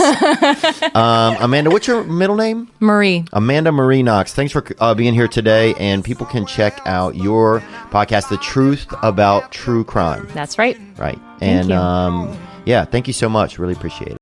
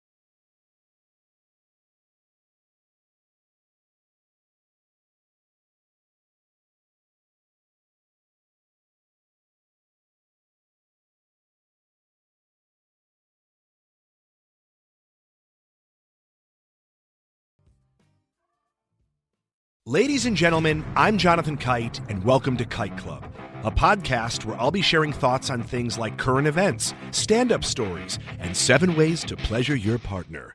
The answer may shock you. Sometimes I'll interview my friends. Sometimes I won't.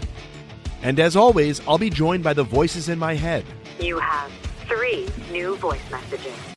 A lot of people are talking about Kite Club. I've been talking about Kite Club for so long, longer than anybody else. So great.